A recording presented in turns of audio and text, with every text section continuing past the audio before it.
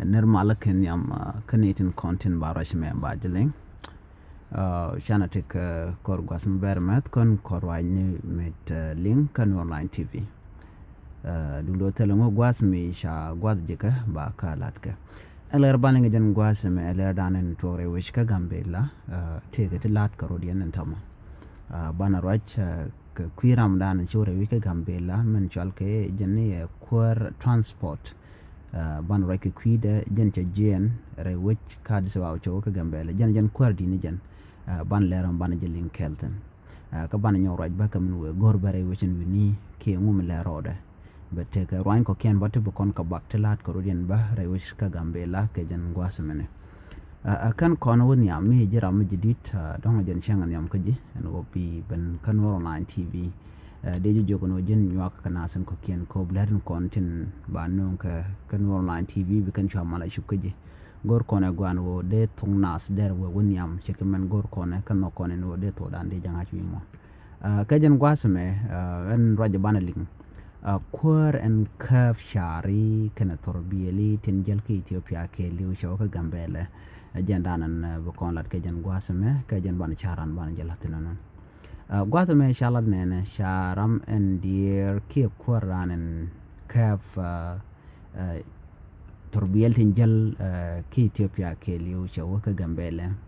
en men we gor ka gambele o be ngajen o milana dan hake re basni tin jen ka gambele ka waka wadane ke waka witin ko kien che ka win waraten konden chet ke itang kurgen je kaw nyine nyang la makwei kien warzun kwantua wana ka kan wo kujimi ke liu ka kobo milana dan nakatin ke chana nakatin sha ladan wo show ka gambele ko benom be jowling ko letche don chicken roin ko lat ko rodian chicken calling ko mi be ka jan gwasama cha la do jen bo mi to pujula na da naka ke cha na da naka ke report dana che jek cha la do che wen gwasmi che la ne che la no be tin dial kon lat ko rodian ke kwi kor re ka gambela ke ka naga dala naga na da dumni be jowling mi to ke che tok cha la da ne gwada dan be tin no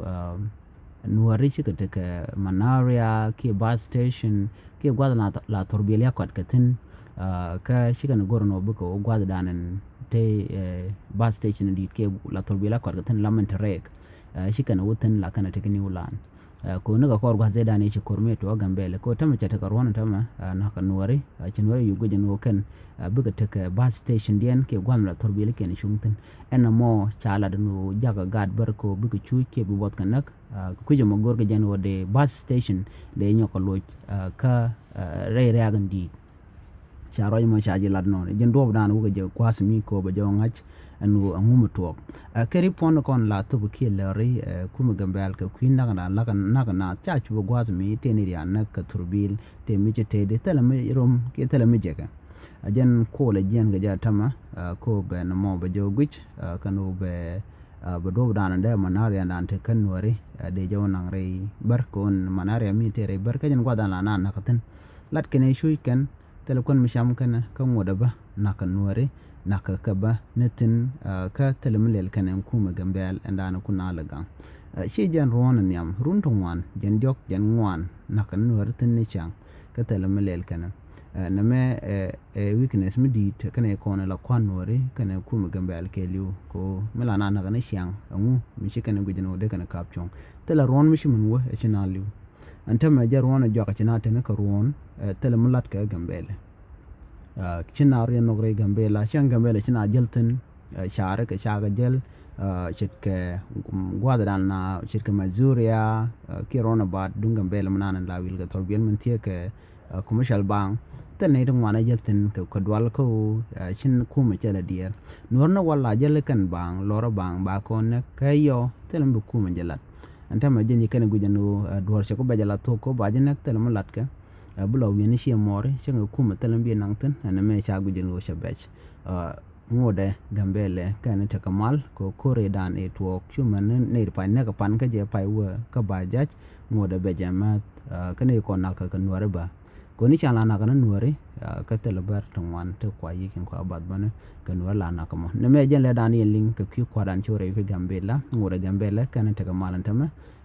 gwadan nyam dong de te ka mal baran tama te la mal yatin